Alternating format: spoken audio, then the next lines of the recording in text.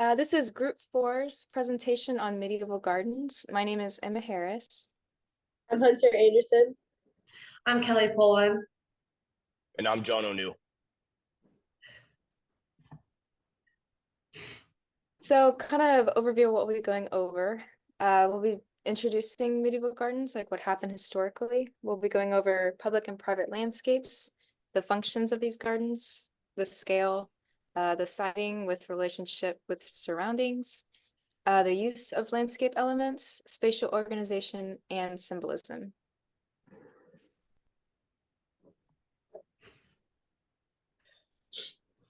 Okay, so the decline of the Roman Empire led to the beginning of the medieval period. Once Rome fell, Western Europe was thrown into chaos, which gave rise to feudalism.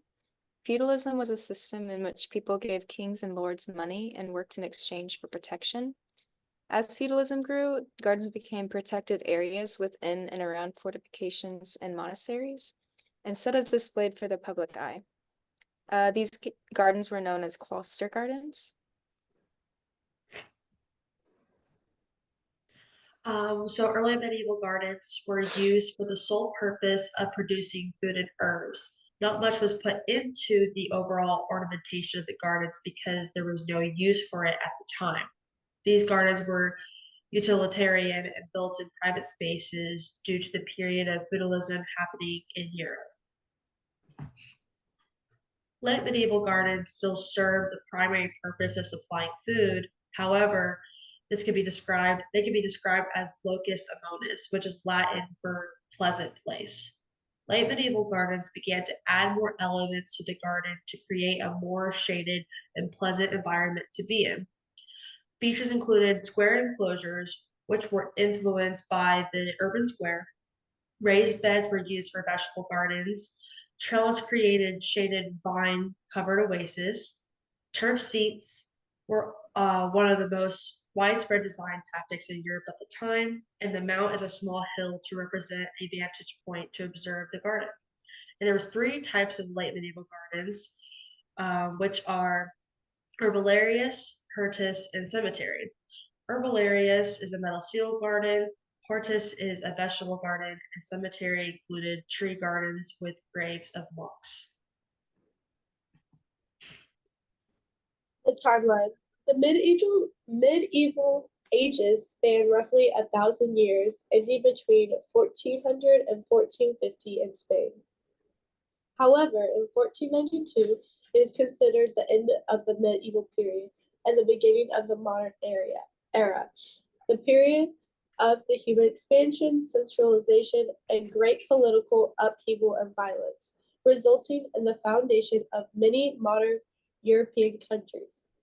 It was also dominated by a surge of Christianity, leading to the building of great cathedrals, clearing of large tracts of land by peasants, settling of new towns and villages, and building of the great castles by local nobility.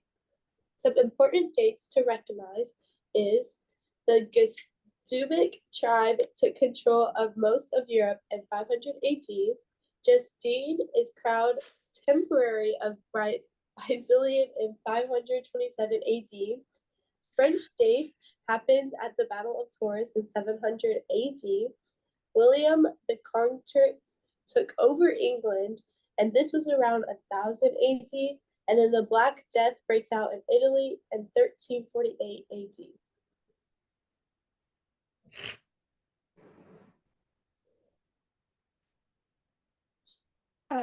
As a side note, medieval gardens were primarily located in Europe. They were sometimes built on the southern portion of churches and farmhouses and inside castles or estates. The climate was associated with medieval gardens was usually warm or temperate. The public and private landscapes of medieval gardens. Almost all medieval gardens were private and enclosed from the public. This was because those who owned medieval gardens wanted common folk and animals away from their food source. Early medieval gardens were used for growing food and medicinal herb, and only a few of the rich had pleasure gardens. To ensure privacy, these gardens were enclosed by fence, plants, or walls. and almost all gardens had hedges. Access was limited to only those who worked and maintained it to maintain its privacy. Most medieval gardens had hedges, and the framework was provided by walls. And as far as medieval garden functions go, early medieval gardens were mostly utilitarian and served for horticultural and agricultural practices, while late medieval gardens served as locus amonis or for aesthetic purpose. This can be described as paradise and a spot chosen to exclude the wicked and was only for deserving souls such as princes, poets, lovers, and monks. This highlights how these gardens were perceived as heaven on earth, reserved for only a few, which is why privacy was prioritized. Society was poor in the early medieval, following the collapse of the Roman Empire, which is why the early gardens focus on food cultivation. Society was wealthier in the late medieval, which is why aesthetic gardens were prioritized over horticultural.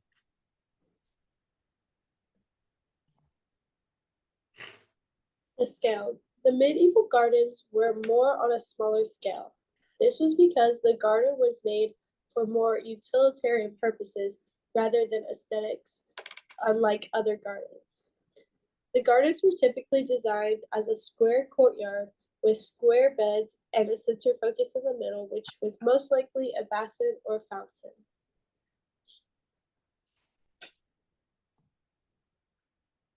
The city relationships with its surrounding. Typically, the garden had a square enclosure, like I said, around it, which blocked it off from everything around.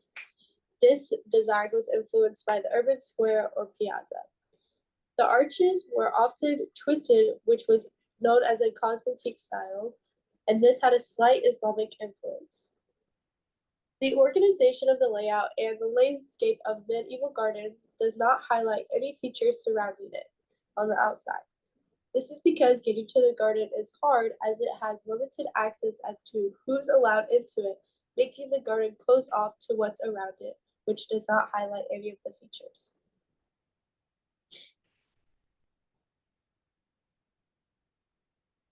So the use of landscape elements in medieval gardens included landform, water, and vegetation. So medieval gardens were usually divided into 4 equal sections. They had a fountain or basin that was typically featured in the center of the garden, and the gardens contained flower beds, herbs, fruits, and vegetables.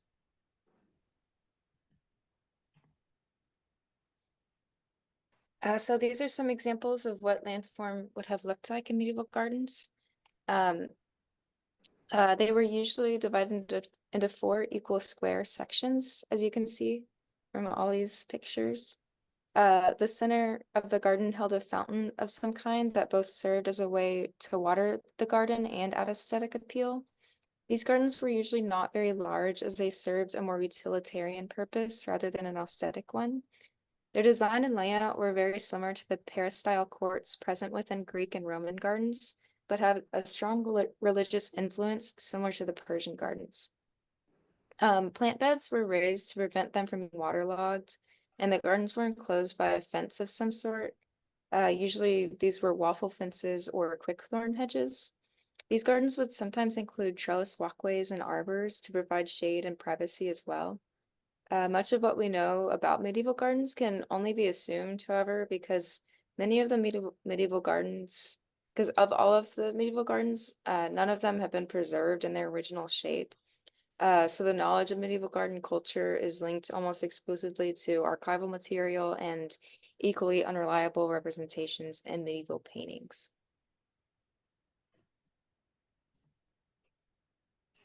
So these are some examples of water features that could be found in medieval gardens. Typically, they were in the form of fountains or basins in the center of the garden. So these water features were used to keep the vegetation alive and cooled down in the summer months. The fountains were architectural and did have ornamental value to them as they created a center point in the garden. Ornamentation, however, was not the focus of these gardens because supplying food was of the utmost importance during this period. Having a reliable source in these gardens, water source in these gardens were just as important as the vegetation being grown, because if you didn't have a good water source, your plants likely would not make it through the summer.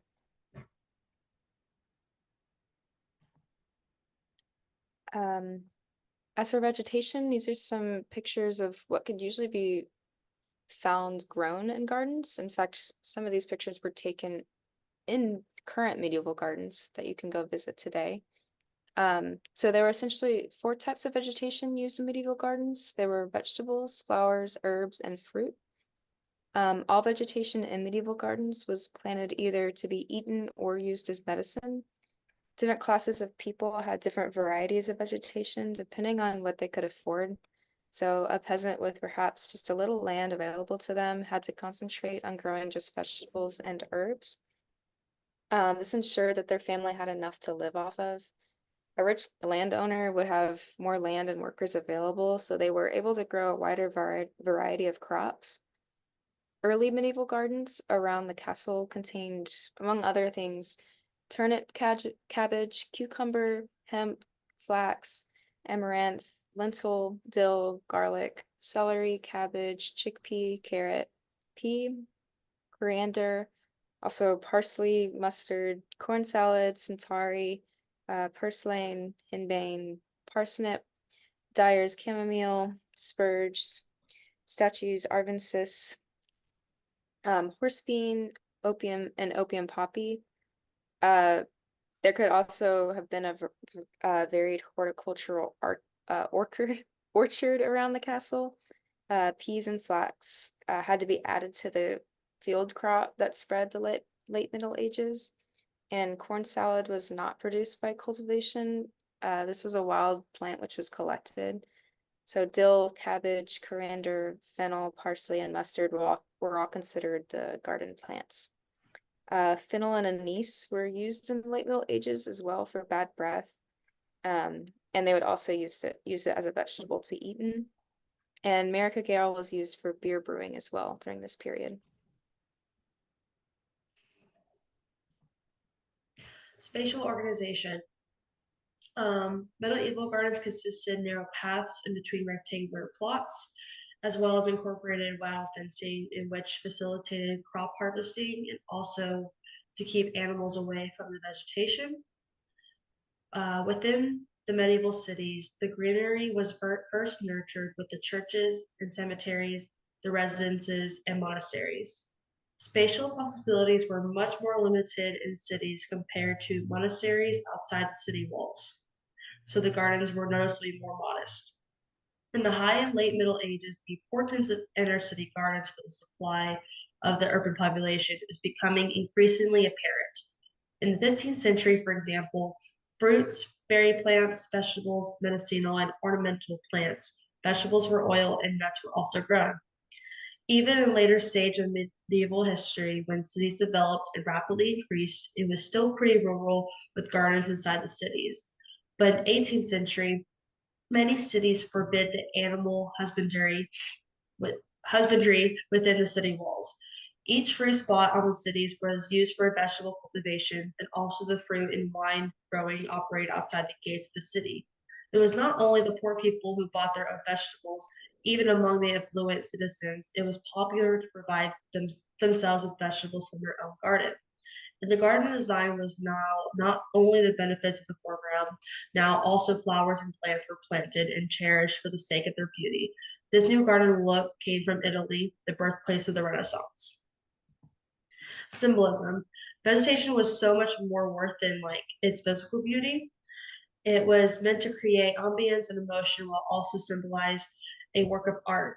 And these gardens in the Middle Ages were strongly imbued with religious symbolism. In the Old Testament, Song of Songs mentions several types of gardens and flowers. And gardens also symbolize the paradise of Eden, which contained every kind of tree enticing to look at and good to eat, which was found in Genesis 2, 8 verses through 9. The Monreale Cathedral. The Monreale Cathedral is a Catholic church in Monreale in the city of Palermo, Sicily, southern Italy. One of the greatest existent examples of Norman architecture. It was begun in 1174 by William II of Sicily. Some of the similarities that we can see between the Monterey Cathedral and medieval gardens are both consist of narrow paths between each garden beds that lead into the garden from the entrances.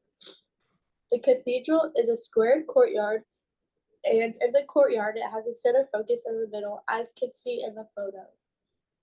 It also has walls that surround the yard with arches that have the same cosmetic style, which is when it wraps around, as you can see. And then lastly, the cathedral also has thick rectangular hedges that surround each garden bed that gives a pathway, and that was also used in the medieval garden.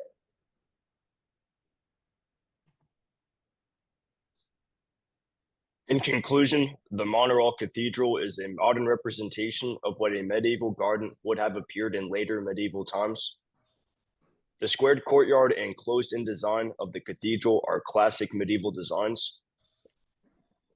It's a very good-looking garden with a rich aesthetic purpose, and the design highlights the aspects of a late-period medieval garden with a level of privacy more common from an early period medieval garden. The plants used weren't food-based, but chosen purely for aesthetics, which shows that this garden doesn't have a horticultural function.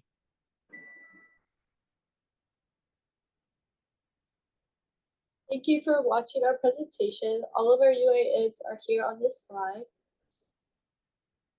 And then you can see the sources that we use to find some of our information. Thank you.